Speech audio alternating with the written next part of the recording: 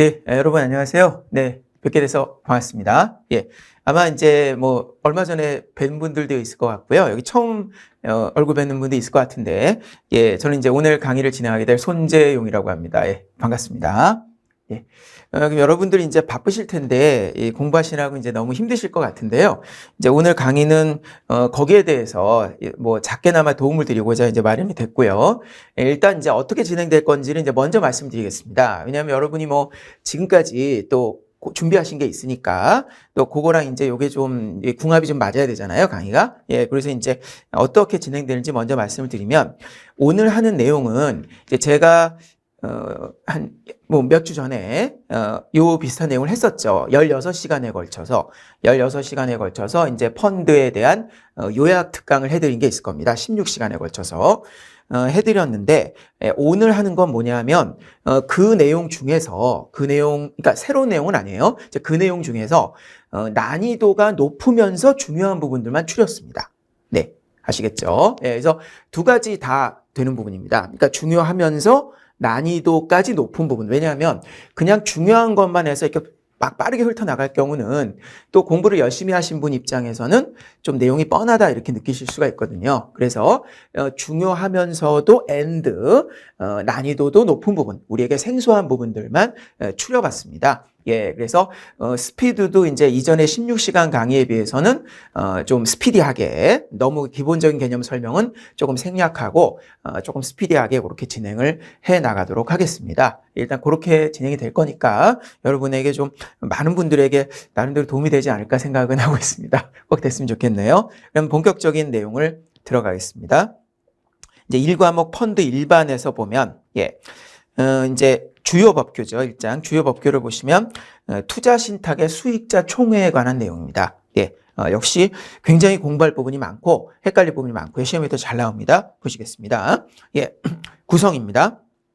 전체 수익자로 구성이 된다는 거죠. 일단 전체라는 거 알아두세요. 그러니까 시험에 이런 게 나오게 되면 어느 정도 알더라도 전체나 모든 이런 말이 들어가면 찜찜하거든요. 그죠? 예, 근데 전체다라는 거죠. 전체 수익자로 구성되는데 의장은 수익자 총회가 수익자 중에서 선출한다는 거죠. 여러분, 이 부분이 틀리기가 좋습니다. 왜냐하면 우리가 의장은 집합투자업자다 이렇게 생각할 수도 있거든요. 그렇죠? 왜냐하면 집합투자업자가 거의 모든 정보를 가지고 진행을 하잖아요. 그렇기 때문에 근데 아니다. 의장은 수익자 중에서 선출한다라는 걸 기억해 두시고 그 다음에 의결사항입니다. 의결사항은 말 그대로 중요한 내용들이겠죠. 합병이라든가 환매 연기, 신탁계약의 그냥 내용 변경은 아닙니다. 중요 내용 변경이 해당되겠죠. 예, 그렇게 돼서 그 사례들이 나오고 있습니다. 보수나 기타 수수료를 인하할 때는 할 필요가 없습니다. 그건 고객한테 유리하기 때문에 인상할 때, 개방형 펀드를 폐쇄형 펀드로 변경할 때, 이렇게 되면 고객이 불편해지기 때문에 해야 되는데 시험에 요게 잘 나옵니다. 요 말을 거꾸로 해서 잘 나오죠. 폐쇄형 펀드를 개방형으로 변경한다. 이거는 고객이 더 편리해지는 거기 때문에 수익자 총회 필요가 없습니다.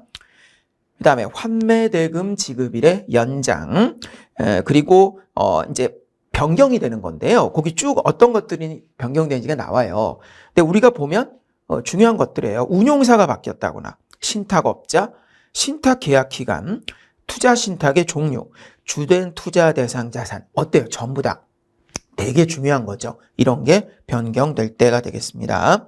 소집입니다. 운용사가 소집입니다. 이걸 헷갈리지 마시라는 얘기예요. 그러니까 소집은 누가 한다? 자산운용사가 한다. 집합투자업자가. 하지만 의장은 수익자 중에서 선출한다. 이렇게 딱 구분을 해두시기 바랍니다. 왜 운용사가 소집을 할 수밖에 없냐? 운용사가 모든 정보를 다 가지고 있잖아요. 그렇죠? 그렇게 볼 수가 있고요. 그리고 그 외에도 신탁업자 및 5% 이상 보유 수익자도 소집을 요구할 수 있다라는 거죠. 예.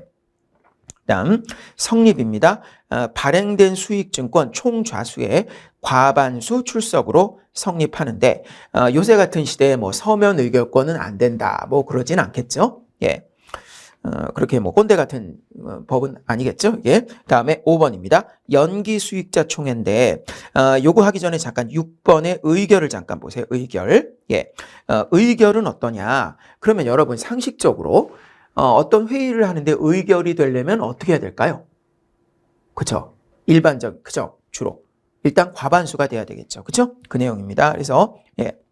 의결은, 일단 출석 수익자의 과반수가 돼야 되는 거죠. 예. 출석 수익권의 과반수가 돼야 되고요. 이게, 전체 대비해서는 4분의 1 이상이 돼야 됩니다. 총 좌수 대비해서는. 그러니까 여기 나와 있는, 투표에 참여하는, 네. 이제 이런 거는 과반이고, 요게 전체 대비해서 4분의 1 이상이 돼야 된다라는 거죠. 네, 그런데 괄호 안에 보면 신탁 계약에서 정한 사항은 과반수는 똑같은데 5분의 1로 완화됩니다. 예, 신탁 계약, 그러니까 법에서 정한 건 4분의 1 이상, 규약, 계약에서 정한 건 5분의 1 이상이다라는 거죠. 그렇게 알아두시면 되고, 그러면 이제 6번을 보고 그 다음에 5번을 봐보세요. 연기 수익자 총회라는 게 있습니다. 요거는 만약에 이제 수익자 총회를 열었는데 의결이 안 됐다라고 했을 때 요걸 이제 연기하거나 할 수 있죠. 그래서 수익자 총회 일로부터 2주 이내에 재소집할 수가 있는데 환매 연기를 사유로 할 때는 6주입니다. 일반적인 연기 수익자 총회는 2주고 구별해 두시고요. 그 다음에 이거를 하게 되면 의결 요건이 완화가 됩니다. 그러니까 과반수는 똑같아요. 과반수는 똑같은데 아까 이제 우리가 보면 과반수는 돼야 되잖아요. 그쵸? 그러면 일반적으로 그러면서 전체 수익권 대비해서는 4분의 1 이상, 예, 그 다음에 규약이나 계약에 의한 거는 5분의 1 이상이면 되죠? 이렇게 됐습니다. 근데 죄송합니다. 여기 이제 이게 연기 수익자 총회가 된다라고 하면 과반수 요건은 똑같은데 이게 이제 완화가 됩니다. 절반으로 완화돼요. 그래서 전체 대비해서는 8분의 1 이상, 규약에 있는 건 10분의 1 이상이면 된다. 이 내용이니까 요거 꼭 기억을 해 두시기 바랍니다. 예. 그 다음에 이제 7번에 가면 간주 의결권이 나옵니다. 간주. 여러분 이제 간주라는 게 뭡니까? 법률 용어거든요. 간주한다. 하지만 우리도 일상생활에 쓰고 있어서 어느 정도 아시죠? 간주한다는 뭐뭐로 본다라는 거예요. 뭐뭐로 본다. 간주한다라는 뜻은 뭐뭐로 본다라는 뜻이거든요. 그러면 이 뜻은 뭐냐면 간주 의결권이라는 거는 의결권 행사를 실제 하지는 않았지만 한 걸로 본다. 이제 이런 뜻이죠. 우리가 봤을 때. 그래서 내용을 보겠습니다. 출석 수익자의 결의 내용에 영향을 미치지 않도록 의결권 행사로 간주하는 건데요. 요거에 대한 요건이 있습니다. 첫 번째로는 의결권 행사를 통지를 했는데 통지는 했어야 된단 말이에요. 하세요 했는데 뭐 안 했어요. 그죠? 이런 요건이 하나 있어야 되고 그다음에 간주 의결권 행사 방법이 규약에 기재돼 있어야 되고요. 그리고 수익자 총회에서 의결권을 행사한 수익증권 총좌수가 그래도 발행좌수의 총좌수의 10분의 1 이상은 돼야 된다라는 거죠. 그다음에 간주 의결권 행사 결과를 수익자에게 제공해야 된다라는 겁니다. 그럴 경우 가능한데 그 다음에 간주 의결권 첫 줄에 가시면 출석 수익자의 결의 내용에 영향을 미치지 않도록 의결권 행사된 걸로 간주한다는 건 무슨 뜻이냐? 이런 겁니다. 이 간주 의결권을 빼고 나머지가 만약에 찬성 6대 반대 4가 나왔다라고 하면 이 간주 의결권에 해당하는 것들은 그냥 이 비율대로 쪼개준다는 겁니다. 6대 4로. 그렇죠? 예, 그래서 결과에는 영향을 미치지 않는다가 이 얘기예요. 그래서 결의 내용에 영향을 미치지 않도록 의결권 행사로 간주한다라는 게 이 내용이다라는 겁니다. 그 다음에 이제 반대 매수 청구권입니다. 예, 막 신경질이 날 수가 있어요. 이 반대하는 사람은. 아니, 지 맘대로 이렇게 하네. 그래서, 이제 투자 신탁의 중요 계약 변경이나 합병 결의를 할 때는 매수 청구 기간 종료일로부터 15일 이내에 매수를 해야 됩니다. 그러니까 반대하는 수익자는 나 반대하니까 니들하고 안 할래. 내 수익증권 니들이 사가라는 거죠. 이게 바로 반대 매수 청구권이다라는 겁니다. 예. 네, 그래서 수익자 총회 결의로부터 20일 내에 청구를 하게 돼 있고요. 종료일로부터 15일 이내에 매수한다라는 거죠. 그다음 두 번째입니다. 펀드의 투자 제한이 되겠습니다. 펀드의 투자 제한. 그래서 1번 보시면 동일 종목 투자 제한이죠. 그러니까 원칙은 10%죠. 그래서 뭐라 그랬습니까? 만약에 펀드 매니저인데 펀드 규모가 1,000억입니다. 그럼 LG전자 주식에는 100억 원까지만 투자할 수 있다. 아무리 LG전자 주식을 사랑하더라도 150억을 투자할 수는 없다라는 거죠. 이게 동일 종목 10% 원칙이다. 제한 원칙이다라는 건데 이 조항의 제일 큰 이유는 이제 위험을 분산하고자 하는 겁니다. 그래서 위험이 없거나 거의 없다고 보는 것들은 이거를 규제를 적용하지 않죠. 그래서 거기 보면 100%까지 몰빵할 수 있는 게 있습니다. 국채라든가 한국은행의 통한증권, 정부 원리금 보증채권 이런 것들이고요. 30%까지 투자할 수 있는 거는 지방채, 특수채, OECD 회원국 정부 발행 채권이 있고 그 다음에 시험용으로는 그 뒤에를 기억해 두세요. 파생결합증권도 여기에요. 30%인데 파생결합증권이 여기 들어간 이유는 조금 다릅니다. 안전해서 들어간 게 아니라 어떤 운용상의 어떤 조금 제약 때문에 들어간 거예요. 제가 그 내용은 뭐 앞에서 16시간에 설명을 드렸는데 그렇게 그 정도 여기서 아시면 되고요. 그 다음에 시가총액 비중이 10% 초과하는 종목 바로 우리나라의 에이스죠. 삼성전자. 삼성전자가 전체 주식시장 시가총액의 10% 초과하지 않습니까? 그러면 삼성전자에는 그 초과된 비율까지는 투자할 수가 있다라는 겁니다. 그다음에 두 번째입니다. 동일법인 발행 지분증권 투자 제한인데 이게 이제 이것도 원칙이 10%죠. 요거는 이제 1번하고 헷갈리지 않도록 하기 위해서 제가 강의 시간에 어떤 사례를 들냐면 동아제약의 사례를 들었습니다. 그죠? 동아제약, 바카스죠. 예전에 동아제약에서 경영권 분쟁이 일어났었다. 그렇죠? 1대 주주 아버지와 2대 주주 아들이 싸웠는데 그러다 보니까 3대 주주가 주목을 받았다. 그게 누구였다? 미래에셋 운용이었다라는 거죠. 그럼 미래에셋 운용에서 고객들이 펀드에 투자한 돈으로 여기 주식을 약 17에서 18% 정도 갖고 있었습니다. 이걸 생각하시면 됩니다. 그럼 이제 보죠. 동일법인, 동아제약이 발행한 주식에 몇 프로까지만 투자할 수 있다. 일개 펀드는 10%까지만 할 수 있는데 예를 들어 미래에셋 같은 경우는 여러 펀드가 있잖아요. 그러면 뭐 여기서 뭐 8%, 7% 이렇게 할 수 있겠죠. 그런 식으로 해서 한 운용사가 운용하는 모든 펀드를 가지고 20% 초과 투자가 금지됩니다. 그래서 20%가 좀 안 되는 거죠. 그렇죠? 그렇게 운용사 제한이 20%다라는 겁니다. 3번입니다. 파생상품 투자 제한입니다. 장외 파생상품 거래 시에 거래 상대방의 적격 요건이다라는 거죠. 그러니까 아무나 하고 투기적인 장외 파생 거래할 수는 없습니다. 여기서 알아둘 거, 장외 파생에 대한 겁니다. 장내 파생은 이런 제한이 없어요. 장내 파생은 그렇죠. 거래소 통해서 하는 거잖아요. 이런 제한이 없는데 그냥 파생 그러면 틀려요.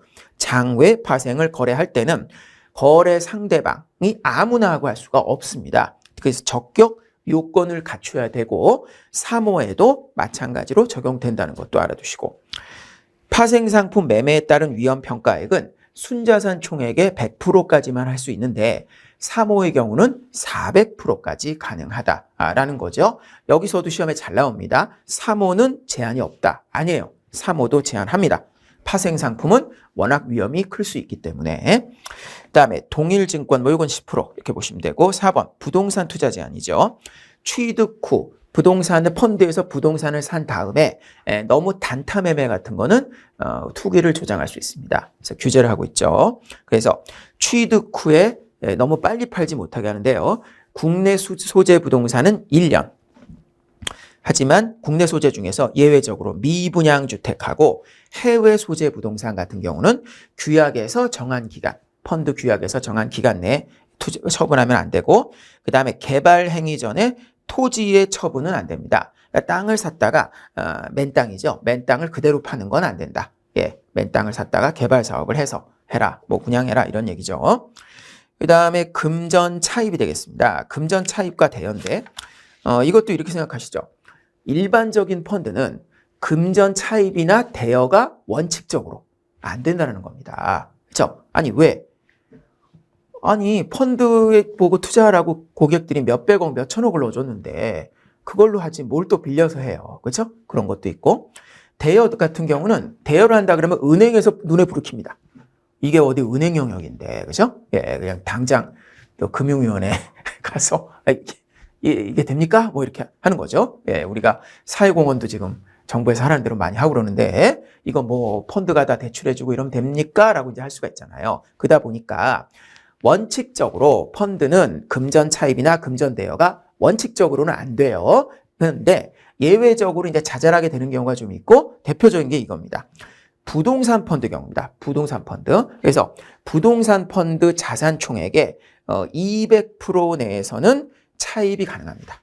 예, 부동산 펀드 자산 총액의 200%까지는 차입이 가능하다라는 거죠. 예. 근데 여기서 이제 자산은 이제 순자산이 되겠는데요. 결국 이제 200%까지는. 그러니까 만약에 부동산 펀드 순자산이 100억이면 200억을 또 땡겨올 수가 있다. 그 얘기입니다. 예. 빌려서. 그 다음에 기타 펀드는 부동산 펀드가 아닌 다른 펀드도 부동산을 일부 할 수 있잖아요. 50% 미만 한도 내에서. 그럴 경우는 그 부동산가액의 70%까지 차입이 되고요. 다만 이렇게 차입한 돈은 부동산에만 활용이 돼야 됩니다. 부동산에만.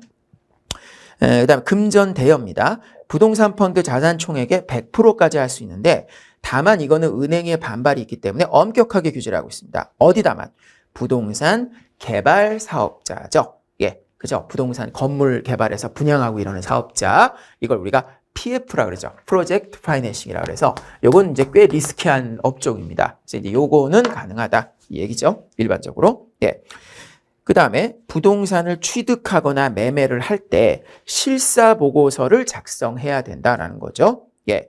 그다음에 부동산을 개발할 때는 사업 계획서를 작성합니다. 요거는 어려울 건 없는데 헷갈리지 마시라는 거예요. 우리가 개발할 때는 개발은 그 자체가 하나의 큰 사업이잖아요. 그렇죠? 그러니까 사업계획서다. 개발이 사업계획서다. 이렇게 기억을 해두시면 두 개를 헷갈리시지는 않을 겁니다. 그 다음 펀드에 대한 투자 제한이죠. 이건 펀드 오브 펀드입니다. 그러니까 펀드가 보통은 주식, 채권 이런 데 투자하는데 그게 아니고 다른 펀드에 투자를 하는 걸 얘기합니다. 재간접 펀드라고 흔히 얘기하는 거죠. 동일한 펀드에는 20%까지만 투자할 수 있습니다. 여러 펀드로 분산해서 투자하라는 거고, 동일 이제 운용 사건은 몇 프로? 50%까지만 투자할 수 있다. 그 얘기죠. 네. 한 운용 사건에는. 그러니까 여러 운용 사건 하란 얘기고, 여러 펀드에 투자를 해라. 그래서 좀 분산 투자를 해라라는 거고요. 환매 조건부 매도는 펀드 총액의 50% 내에서 할 수 있고, 그 다음에 증권의 차입 및 대여입니다. 예, 그러니까 아까는 금전 차입 및 대여죠. 그러니까 요것도 증권의 차입 및 대여인데, 요거는 이제 제목은 이제 제한으로 되어 있지만 이제 허용이 된다는 겁니다. 일정 한도 내에서, 그렇죠? 일정 한도 내에서 허용이 됩니다. 그래서 차입은 펀드 총액의 20%, 대여는 50%인데. 제 경험상 뭐 이런 말씀을 드리기는 조금 리스키하지만 정말 이제 여러분의 힘드시잖아요. 은행 근무하시면서. 예. 그래서 그냥 순수한 마음으로 말씀드린 거니까 예. 혹시 나중에 나오더라도 저를 욕하지 말아주세요. 보통 시험에 이렇게 자잘한 숫자는 잘 안 나옵니다. 예. 그러니까 큰 의미가 없어요. 그러니까 이게 어떻게 시험에 나오면 이렇게 잘 나옵니다. 그러니까 증권의 차입 및 대여가 되는지 안 되는지 원칙적으로. 그렇죠? 예, 그래서 여기 제한이 오해 소지가 있는데요. 원칙적으로는 가능하다로 답변하셔야 됩니다. 그렇죠? 원칙은 이거예요. 금전 차입이나 대여는 원칙이 불가. 그 다음에 증권의 차입이나 대여는 원칙이 가능하지만 일정 한도 내에서 가능하다. 이렇게 기억을 해두시기 바랍니다. 요 몇 프로까지. 그러니까 앞에 건 중요합니다. 뭐 앞에 동일 4번 집합투자, 5번 집합투자증권 투자 제한 여기서 20하고 50은 중요한 거예요. 근데 여기서 이제 7번에 나오는 20% 50%는 그렇게 외우실 건 없다라는 거죠. 그다음에 8번 금전을 차입하거나 금전 대여는 원칙적 금지되고 보증 및 담보 제공이 금지됩니다. 예, 다음으로는 사모펀드에 대해서 보도록 하겠습니다. 이 사모펀드는 원래도 상당히 생소한 분야인데 이번에는 더 생소하죠. 예, 왜냐하면 사모펀드의 법 체계가 싹 바뀌었거든요. 많이 바뀌었습니다. 예전하고. 예, 많이 바뀌었기 때문에 안 그래도 우리에게 생소한 건데 예, 법 체계도 많이 바뀌었죠. 그 옵티머스나 라임 사태를 거치면서 많이 규정이 바뀐 것도 있기 때문에 우리가 여기서 다시 한번 보도록 하겠습니다. 보죠. 일단 사모펀드에 대한 특례. 그래서 공모 방식으로 투자자를 모으지 않고 투자자의 수나 자격을 제한하는 펀드고요. 공모펀드 관련 법규를 원칙적으로 적용을 하고 일부 규정의 적용을 면제해서 특례를 인정한다라는 거죠. 2번 같은 문구도 봐두세요. 그러니까 이것도 전문가에 따라서 이렇게 쓸 수도 있고 조금 다른 뉘앙스로 쓸 수도 있거든요. 근데 이제 우리 기본서에 이렇게 돼 있다는 거죠, 문구가. 예. 3번, 3호로만 발행하는 펀드로서 기관 투자가 등을 제외한 투자자의 총수가 100인 이하. 예, 100인 이하. 그 다음에, 그런데 이제 다른 펀드가 집합투자증권 발행 총수의 10% 이상을 취득했어요. 다른 펀드가. 이 펀드의 10% 이상을 왕창 가져갈 경우는 그쪽의 투자자 수도 합산한다라는 거죠. 그래서 여기서 제일 중요한 것은 투자자의 총수가 100인 이하라는 겁니다. 그러니까 여기서 구별할 거, 우리가 말하는 일반적인 공모와 사모의 기준은 뭐예요? 50인 기준입니다. 그렇죠? 일반적으로 말하는 공모와 사모, 그렇죠? 증권 발행할 때 이럴 때는 공모다 사모다 기준이 50인 이상, 공모 49인 이하가 사모죠. 그런데 우리가 펀드 쪽, 사모펀드의 기준은 100인 이하로 바뀌었습니다. 이 부분이 예, 가장 큰 변화다라고 볼 수 있어요. 100인 이하. 예. 4번 손익의 분배 및 순위 결정입니다. 요거를 투자자별로 차등 분배가 가능하다라는 거죠. 확실히 사모펀드는 좀 다르긴 합니다. 그 다음에 종류입니다. 크게 이제 1번하고 2번 두 가지로 나눠지게 된 거예요. 네, 그래서 기관 전용 사모펀드와 일반 사모펀드로 나눠지게 된 거죠. 예, 우리가 딱 느껴지죠? 말 그대로 기관 전용이 있고 개미들도 할 수 있는 일반이 있는데, 다만 이 개미는 아무 개미나 해당되는 건 아닙니다. 이렇게 보면 개미도 보면 되게 큰 개미 있잖아요. 이렇게 보면 예, 그런 개미들입니다. 보죠. 기관 전용 사모펀드는 자본시장법에서 정한 투자자만 투자할 수 있도록 제한하고 있습니다. 그래서 주로 전문 투자자입니다. 물론 뭐 깊숙이 들어가면 조금 더 있는데 주로 전문 투자자 이렇게 보시면 되고, 일반 사모펀드는 자본시장법에서 정한 적격 투자자라는 개념이에요. 적격 투자자. 그러면 우리가 이제 적격 투자자라는 게 나왔는데, 그럼 일단은 지금 설명드린 게 정확한 구분은 아니지만 개념상 이렇게 생각할 수 있을 것 같아요. 우리가 보면 이제 전문 투자자가 있고요. 그죠? 자본시장법상 일반 투자자가 있었죠. 그죠? 그럼 전문 투자자는 주로 기관이었고 일반은 주로 개미였지 않습니까? 근데 이 적격 투자자는 우리가 느낌상은, 물론 법적으로는 좀 다른 개념이에요. 근데 느낌상은 약간 요 중간 정도 개념입니다. 중간 정도. 예. 그래서 한번 보겠습니다. 그러면 이제 그 밑에 적격 투자자는 그럼 도대체 누구냐 하면, 최소 금액, 그러니까 전문 투자자는 당연히 해당이 되죠. 그 다음에 플러스 최소 투자 금액 이상 투자하는 일반 투자자입니다. 요게 이제 3억 원 또는 5억 원이에요. 예전에는 이거보다 금액이 나지 않는데, 이제 뭐 1억 원 이상이 많았는데, 이제 옵티머스나 라임 때 조사를 해보니까, 우리가 피해를 본 사람 중에 1억 원대가 그렇게 많았다고 합니다. 예, 그래서 이거를 3억으로 올렸습니다. 최저를. 그 다음에 일정한 경우는 5억 이상 투자하는 일반 투자자가 되겠고, 그 다음에 이제 일반 투자자 대상 일반 사모펀드에 강화된 투자자 보호장치 도입했다. 이 부분이죠. 그러니까 결국 이렇게 두 개로 나눈 이유는 일반 사모펀드는 규제를 과거보다 좀 더 하겠다는 거예요. 그런 의미죠. 예, 피해를 입지 않도록 왕개미긴 하지만 어쨌든 그것도 개미긴 개미니까. 예, 그래서 이제 이렇게 하는 게 핵심입니다. 그래서 일반 투자자 대상 일반 사모펀드에는 강화된 투자자 보호장치를 도입해서 핵심 상품 설명서를 교부하고 자산 운용 보고서도 교부하고 외부 감사도 하고 판매사, 수탁사의 운용 감시 기능도 넣었다라는 거죠. 네. 3번 운용상의 제한입니다. 자본시장법 81조, 83조에서 정하는 펀드 운용 관련 제한 규정. 이게 바로 우리가 앞에서 공부한 펀드 투자 제한에 나오는 규정들입니다. 이런 것들은 원칙적으로 적용이 되지 않습니다. 예, 적용되지 않고요. 파생상품 매매에 따른 위험평가액은 순자산에게 400% 초과가 금지되고요. 그리고 부동산을 산 다음에 1년 이내 처분 금지, 그 다음에 맨 땅 산 다음에 개발 사업 이전에 처분 금지하고 이러는 것들은 3호에서도 규제를 한다는 거죠. 왜 그럴까요?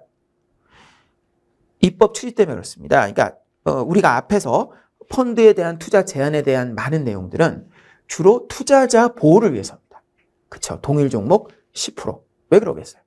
보호를 하기 위해서죠. 근데 보면은 부동산을 샀다가 너무 빨리 팔지 못하게 하거나 이런 것들은 그런 목적이 아니죠. 투기를 방지하기 위한 목적입니다. 그래서 그 규제는 3호의 경우에도 적용이 된다라는 이야기죠. 예. 다음 4번입니다. 공시 의무가 되겠습니다. 네, 여러분 이제 제가 이렇게 진행을 하고 있는데요. 이제 제가 요 강의에서 이제 여러분의 표정이 안 보이잖아요. 그렇죠? 예, 표정이. 예, 안 보이니까 여러분께서 혹시 이제 강의 속도나 이런 게 너무 빠르거나 늦다라는 느낌이 들거나 또는 이제 약간 요렇게 해줬으면 이런 느낌이 있으시면 예, 여기 이제 계속해서 좀 올려주시면 좋겠습니다. 예, 그럼 제가 이제 그거를 보고 조절을 해드리겠습니다. 예. 그 다음에 4번에 가면 공시 의무입니다. 예. 공시 의무를 보면 투자자 보호의 필요성이 적은 공시, 회계, 수익자 총회 등의 규정은 적용이 제외되고요. 그 다음에 증권 등의 자산의 납입입니다. 그래서 납입 수단을 금전으로만 제한하지 않고 증권, 부동산, 실물 자산 등으로도 가능하다. 그래서 예전에 어떤 사모펀드는 기관들끼리만 한 건데 빌딩을 갖고도 가입하더라고요. 빌딩. 보험회사들이 갖고 있는 빌딩을 가지고 그걸 가지고 가입을 하더라고요. 네. 그런데 이제 조건은 뭐냐? 투자자 전원이 동의를 해줘야 됩니다. 전원이 동의를 해줘야 되고 그럴 경우 평가위원회가 정한 가격으로 납입이 가능하다라는 거죠. 다음에 2번입니다. 일반 사모펀드와 3번 기관 전용 사모펀드죠. 요거 이제 구분을 좀 할 수가 있어야 되겠습니다. 일반 사모펀드입니다. 등록 요건, 금융위원회 등록해야 되는데요. 자기자본 10억 원 이상, 상근 임직원인 투자 운용 인력 3명 이상. 이게 이제 투자자산운용사죠. 바로 3명 이상. 그 다음에 이해상충 방지 체계를 구축해야 되고요. 투자자는 자본시장법에서 정한 적격 투자자만 투자할 수 있는 사모펀드고요. 여기서 적격 투자자는 앞에서 잠깐 설명드렸죠? 그렇죠? 그 내용. 그리고 일반 투자자 중에 적격 투자자는 이제 요건이 나옵니다. 펀드 레버리지라 그래요. 그러니까 펀드가 어떤 위험이나 부채를 얼마나 많이 부담하느냐 이런 건데. 그래서 이제 레버리지가 200% 이하시는 3억 원. 이거를 초과하는 거는 위험이 더 크다고 보고 5억 원 이상을 투자하는 개인, 법인, 단체 등입니다. 투자자는 적격 투자자가 아닌 자에게는 펀드를 양도할 수 없다라는 거고요. 3번이죠. 예. 그럼 이 얘기는 뭡니까? 예를 들어서 투자자는 집합투자증권 양도가 금지된다. 이러면 틀린 말이에요. 그렇죠? 예. 양도가 금지되는 건 아니죠. 그렇죠? 그렇지만 누구에게 하라? 적격 투자자에게 양도하라. 이제 그런 뜻입니다. 3번 보겠습니다. 투자 권유. 금융투자업자는 투자자가 적격 투자자인지 확인해야 하고요. 핵심 상품 설명서를 작성하여 제공해야 되고, 판매사는 핵심 상품 설명서를 투자자에게 교부하고 이를 사용하여 투자 권유 및 판매를 하고요. 집합투자업자와 미리 합의한 중요한 사항을 발췌하여 기재 표시한 자료를 사용할 수 있다는 거.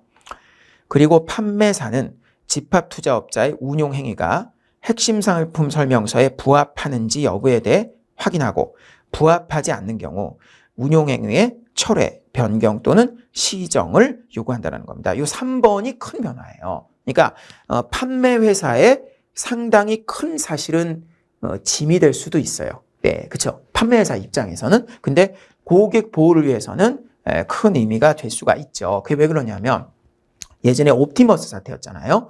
그러면 그거는 NH투자증권에서 제일 많이 팔았거든요. 근데 거기 가입한 사람 중에 사실은 옵티머스를 믿고 가입한 사람이 있을까요? 예. 제가 이제 옵티머스 사태가 딱 일어나고 나자마자 이제 운용업계 임원하고 있는 친구들하고 여기 보니까 잘 모르더라고요. 옵티머스 뭐야? 예. 그러거든요. 운용업계 임원들도 잘 모르는 데인데 그럼 고객들은 당연히 누굴 보고 가입한 거겠죠? NH 투자증권의 공신력을 보고 가입을 한 거죠. 그렇기 때문에 바로 그 사례입니다. 그래서 판매사가 운용 행위가 예외대해서 이제 이거를 이제 좀 변경, 철회, 시정을 요구할 수 있는 권한을 넣었다. 이제라는 게 되겠습니다. 근데 이제 당시 NH는 어쩔 수가 없었어요. 왜냐, 그거는 이제 그걸 할 수 있는 권한이 그때는 없었거든요. 당시에는. 네, 물론 그거 외에도 이제 할 수 있는 여러 가지 장치가 또 있긴 하지만, 그래서 이제 요 장치를 요번에 새로 넣은 거다. 투자자 보호하기 위해서. 그렇게 보시면 되겠습니다. 4번, 투자 광고입니다. 대상, 전문 투자자 또는 광고 전날 금융투자상품 잔고가 1억 원 이상인 투자자가 대상이 되겠습니다. 그 다음 2번, 서면, 전화, 전자우편, 문자 메시지, 여러 가지 되죠? 전신, 개별 공지를 하면 돼. 그리고 이제 등의 방법으로 투자자에게 개별적으로 공지해라. 라는 거고요. 설정, 설립 보고입니다. 그래서 이거는 금융위원회에 보고한다. 이런 얘기고요. 3번, 기관 전용 사모펀드입니다. 요게 이제 시험에 나오면 더 틀리기가 좋아요. 왜? 사실 우리에게 그렇게 잘 들어오지 않은 내용이죠. 그죠? 네. 기관 전용 사모펀드. 그죠? 아무래도 이런 거는 실제 우리가 지점이나 이런 데서 접할 기회도 잘 없고, 그렇기 때문에 더 잘 보셔야 됩니다. 1번, 적용 특례입니다. 펀드에 관한 일반적인 규제가 적용되지 않고요. 4원, 1인 이상의 무한 책임 사원과 1인 이상의 유한 책임 사원으로 하되라는 거죠. 사원 총수는 100인 이하고요. 사원 총수를 계산할 때 펀드 재산의 10% 이상 투자하고 있는 다른 펀드가 있으면 그 투자자 수를 합산한다. 그 다음에 유한 책임 사원은 업무 집행 사원의 업무에 관여 금지된다라는 겁니다. 그러니까 우리가 업무 집행, 무한 책임 사원이 업무 집행이잖아요. 그러니까 이런 거죠. 무한 책임 사원이 있고 유한 책임 사원이 있잖아요. 그러면 결국은 무한 책임 사원이 운용사, 업무 집행자가 되겠고, 그렇죠? 그 다음에 유한 책임 사원은 이제 투자자가 되겠죠. 그죠? 이런 구조가 되겠습니다. 그래서 보시면 그 다음에 사원 총수를, 그 다음에 이제 3번 유한 책임 사원은 업무 집행 사원에 관여할 수 없다. 업무에 관여 금지. 3번 출자입니다. 사원의 출자 방법은 금전에 한정되지만 투자자 전원의 동의가 있으면 증권으로도 출자가 가능하다. 그 다음에 임원이나 운용 인력이 투자를 할 때는 1억 원, 그 외의자는 3억 원 이상 투자하는 법인 단체 등이 할 수가 있습니다. 그래서 이제 2번은 무슨 얘기냐면 여기 출자를 주로 누가 하느냐? 이제 대부분 기관 투자가들이 하잖아요. 근데 실제 법 조항을 보면 이제 꽤 까다롭습니다. 그래서 그거를 가지고 자세히 시험에 나오기는 좀 어려워서 이렇게만 알아두세요. 근데 이제 임원이나 운용 인력이 투자하는 경우도 있거든요. 그들은 전문가이기 때문에 그들은 1억 원 이상이면 돼요. 그렇게 되고 그 외의자는 3억 원 이상 투자하는 법인이나 단체의 경우인데 그런 경우도 또 일정 요건에 해당이 돼야 됩니다. 4번 운용 방법입니다. 운용 방법을 보면 1번 일부 사항을 제외하고 일반 사모펀드의 운용 방법을 준용하고요. 그 다음에 파생상품 매매 및 위험평가액, 채무보증, 담보제공 현황, 금전 차입 현황을 금융위에 보고하라. 요건을 충족하는 투자 목적회사죠. SPC, 주식회사 또는 유한회사 형태다라고 알아두세요. 요거에 지분증권에 투자 가능하다. 여기서 알아둘 건 유한회사도 된다는 게 좀 특이하죠. 주식회사는 당연히 되겠죠. 그 다음에 업무집행사원입니다. 요거는 정관으로 무한책임사원 중에 1인 이상을, 그죠? 무한책임사원 중에 1인 이상을 업무집행사원으로 정해야 하고요. 회사의 업무를 집행할 권한과 의무를 가지게 됩니다. 자기자본은 1억 이상, 운용인력 2명 이상, 그 다음에 내부 통제 기준 등의 요건을 갖추어서 금융위에 등록해야 되고요. 6개월마다 1회 이상 재무제표 등을 사원에게 제공하고 운영 및 재산에 관해 설명 및 기록 유지합니다. 4번 펀드 재산으로 펀드 재산으로 업무 집행 사원에게 보수 및 성과 보수 지급 가능하다. 이것도 잘 기억해 두세요. 펀드 재산으로 보수를 지급할 수 있는데 여기서는 성과 보수도 가능하다라는 거죠. 예. 6번. 그래서 이제 펀드 매니저들이 공모펀드 쪽에서 이런 쪽으로 많이들 옮겨옵니다. 왜냐하면 큰 돈을 벌려면 공모펀드는 성과 보수를 사실상 받기가 좀 어렵잖아요. 그죠? 네. 근데 이제 요거는 성과 보수가 쉽게 받을 수가 있으니까 잘만 하면. 그래서 규제는 훨씬 적잖아요. 그죠? 예. 6번. 지분 양도입니다. 사원 전원의 동의를 받아서 지분을 분할하지 않고 타인에게 양도 가능하다. 양도 결과 사원 총수가 100명을 초과하지 않는 범위 내에서 지분을 분할해서 양도 가능합니다. 3번. 유한 책임사원 자격이 있는 투자자에 해당하지 않는 자에게는 양도가 금지되고 기관 전용 사모펀드는 다른 회사와 합병이 금지됩니다. 예, 다른 기관 전용 사모펀드도 포함해서 합병이 금지된다. 이렇게 알아두시면 되겠습니다. 말이 많이 생소하죠? 예, 생소한 용어들이 상당히 많습니다. 그래서 이렇게 한번 더 해드렸고요. 그 다음 보시죠. 이제 금소법이 되겠습니다. 금소법에 있어서의 가장 핵심적인 부분들을 보도록 하겠습니다. 이 금소법은 이제 뭐 어려운 것도 있지만 그거보다도 시험에 많이 나올 걸로 보입니다. 예, 우리 취지상 우리 시험에는 여러 과목에서 출제가 가능해요. 예, 그래서 법규 쪽에서도 가능하고요. 그 다음에 직무윤리 쪽에도 우리 기본서에 보면 이 내용이 많아요. 예, 금소법의 내용이. 그래서 얼마든지 직무윤리에서도 나올 수가 있고, 예, 그 다음 뭐 투자 권유 이쪽에서도 또 나올 수가 있기 때문에, 그리고 여러분의 이 자격증에서 하는 업무와 아주 직결이 되는 거 아닙니까? 그래서 내용도 이제 새로 업데이트가 다 됐고요. 예, 그래서 좀 잘 보시기 바랍니다. 왜냐하면 이제 구교재에도, 그러니까 작년도 나왔던 교재에도 금소법의 내용이 있긴 있어요. 근데 이제 그때만 해도 이렇게 실제 막 적용이 되기 전이었기 때문에 이제 내용을 딱 보면 이렇게 과감하게 쓴 것 같지는 않더라고요. 그 글을 보면. 예. 근데 이제 최근 1년 동안 많은 질의응답이나 사례가 있었기 때문에 지금은 이제 자세한 내용이 들어와 있습니다. 그래서 이걸 잘 보시기 바랍니다. 제1장이죠. 6대 판매 원칙이 되겠습니다. 적합성의 원칙이죠. 적합성의 원칙. 예.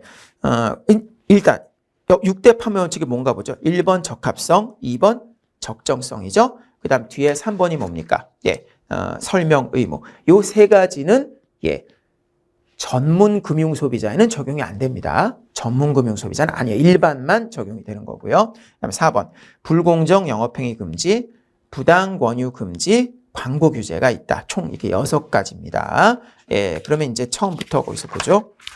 적합성 원칙이죠. 투자 권유나 자문 업무를 할 때 일단 일반인지 전문 금융 소비자인지 확인해라 라는 거. 면담, 질문 등을 통해서 일반 금융 소비자의 재산 상황, 투자 경험 등을 파악하죠. 네, 그래서 보통 이거 좀 체크해 주세요 하고 드리죠. 고객님한테. 그럼 이제 재산 상황, 투자 경험 등을 체크를 하고요. 예, 이에 부적합한 금융 상품의 권유가 금지됩니다. 이때 파악된 정보를 금융 소비자에게 확인을 받아서 유지 관리하고요. 확인받은 내용은 금융 소비자에게 제공해야 됩니다. 투자성, 대출성, 일부 보장성 상품 등으로 확대 적용된다라는 거죠. 예. 2번입니다. 적정성의 원칙입니다. 예. 요거는 적합성과 비슷한데 키워드가 2개가 있습니다. 그래서 어떤 투자자냐? 바로 저 같은 고객이죠. 예, 금융에 대해서 됐다 많이 하는 고객이 왔습니다. 저 같은 고객이 왔어요. 근데 제가 주식 투자하려고 그래요. 그러면 이게 해당이 없습니다. 적정성. 그러니까 자발적으로 고객이 알아서 하는 게 첫 번째 요인이고, 두 번째는 주식 같은 게 아니라 거의 파생 같은 거 있죠. 예, 주식보다 위험이 더 큰 것들이 주로 해당이 됩니다. 대상에. 이 2가지가 키워드죠. 그래서 일반 금융 소비자가 자발적으로 구매하려는, 요게 동그라미 1번입니다. 자발적으로. 예. 그러니까 이걸 다른 말로 바꾸면 계약 체결에 권유가 없다라고 할 수 있고요. 그 다음에 위험성이 높은 밑줄 2번째. 그러니까 모든 투자성 상품? 아니에요. 주식? 아닙니다. 예, 그게 아니에요. 파생? 해당돼요. 그죠? 그런 얘기예요. 그래서 위험성이 높은 투자성, 대출성 상품이 그런 경우는 어떠냐? 그럼 이제 저 같은 고객이 와서 파생을 하려는 거예요. 파생 쪽 상품을. 그럼 여러분이 이제 요거 작성해달라고 그러잖아요. 찍. 그러면, 저는 제가 알아서 합니다. 이제 그러거든요. 그러면 어떻게 해요? 그래도 체크해 주셔야 됩니다. 이래야 된단 말이에요. 그래도. 그죠? 그렇다 하더라도 아무리 은행 직원이나 증권사 직원을 상대로 강의하는 사람이고 예전에 이 일을 했더라도 그래도 재산 상황, 투자 경험을 파악한 다음에 그거에 비추어서 부적절한 투자를 한다 그러면 이를 알려주고 확인은 받아라라는 거죠. 그죠? 그 얘기를 하고 있습니다. 이때 적정성 판단 결과와 그 이유를 기재한 서류 및 해당 상품 설명서를 제공하고요. 다음에 보시면 이제 2-1입니다. 적정성 원칙의 대상 상품이죠. 네. 대출성 상품은 전체가 되겠고요. 투자성 상품 중에서는 딱 봐도 어때요? 그쵸. 주로 파생 쪽입니다. 그죠? 예. 그래서 보면, 파생 상품, 그 다음에 파생 결합 증권, ELS 같은 거죠. 다만 금 적립 계좌 등은 제외되고요. 그 다음에 파생형 펀드. 그죠? 예. 그래서, 거기는 레버리지나 인버스 ETF 같은 경우는 해당이 돼요. 규제 대상입니다. 여기 규제 대상인데, 인덱스 펀드는 여기 규제 대상이 아니죠. 왜냐하면 그 이유는 인덱스 펀드 같은 경우도, 운용을 하는 방법으로 파생을 많이 써요. 왜냐하면 이제 코스피 200 선물 이런 걸 쓰게 되면 포트폴리오 만드는 비용이 저렴해지거든요. 쉬워지고. 그렇기 때문에 쓰는데, 이거는 그렇다고 뭐 주식보다 이렇게 더 위험하진 않죠. 그래서 인덱스 펀드는 제외하고 레버리지, 인버스 ETF는 포함이 된다라는 겁니다. 그 다음에 파생 결합 증권에 50% 초과하여 운용하는 펀드, 그 다음에 조건부 자본증권, 그 다음에 고난도 금융투자 상품과 계약입니다. 여기서 이제 고난도 금융투자 상품도 대개 이제 앞에서 얘기한 것들이에요. 파생 결합 증권 뭐 이런 것들. 네. 그 다음에 5번 상기 상품 관련된 금전 신탁 계약의 수익 증권이죠. 이게 바로 이제 여러분 은행에서 많이들 파시는 ELT라 그러죠. ELT, 에쿼티 링크드 트러스트. 그죠? 특정 금전 신탁에서 ELS를 넣어서 운영하는 이제 그런 것들이죠. 그런 것들입니다. 3번의 설명 의무가 되겠습니다. 설명 의무. 네. 요건 뭐 여러분이 읽어보시면 되겠습니다. 설명 읽어보시고. 4번. 불공정 영업행위의 금지입니다. 불공정 영업행위 어떤 경우일까요? 바로 갑질하는 겁니다. 갑질. 그러면 금융권에선 주로 어떨 때? 그쵸. 대출해 줄 때. 그죠? 그래서 판매업자 등이 금융상품 판매 시에 우월적 지위를 이용해서 소비자의 권익을 침해하는 행위가 되겠습니다. 대표적인 게 대출 시 꺾기를 하는 거죠. 금지되고요. 그런데 이제 예를 들어 증권회사가 취급하는 것 중에 이런 게 있어요. 신용거래 융자라고 해서 이제 주로 주식을 살 때 대출을 해주는 게 있거든요. 그러니까 자기 돈이 한 4천만 원 있으면 증권회사로부터 신용거래 융자 한 6천만 원을 받아서 합쳐서 주식을 1억 원어치 투자하고 이제 이런 것들이 있어요. 그거는 해당이 없다라는 겁니다. 여기서는 갑질을 할 여지가 거의 없다 이렇게 보는 거죠. 이거와 관련한 꺾기 규제는 없다라는 게 되겠습니다. 5번입니다. 부당 권유행위 금지죠. 금융상품 계약 체결을 권유했을 때 소비자가 오인할 우려가 있는 허위사실, 단정적인 판단 등을 제공하여 금융소비자의 올바른 판단 형성을 방해한 행위는 안 된다라는 거죠. 6번입니다. 광고 규제입니다. 예, 광고 주체입니다. 당연히 이제 금융투자 상품 광고를 아무나 하는 게 아니죠. 금융투자 회사라든가 아니면 뭐 금융지주회사 이런 데들이 하는데 투자성 상품의 경우는 판매 대리 중개업자는 광고가 안 됩니다. 주로 누굴까요? 투자 권유 대행인 같은 경우죠. 는 광고가 안 된다. 불가하다라는 거고. 금융상품 또는 판매업자 등의 업무에 관한 광고 시 필수 포함사항 및 금지 행위가 되는데요. 1번에 보면 필수 포함사항입니다.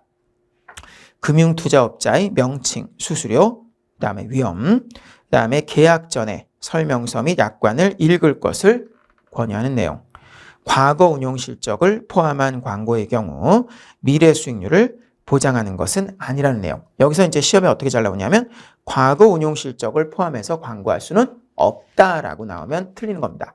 광고는 가능한데 미래 수익률을 보장하지는 않는다는 것을 꼭 집어넣어라 이 얘기죠. 예.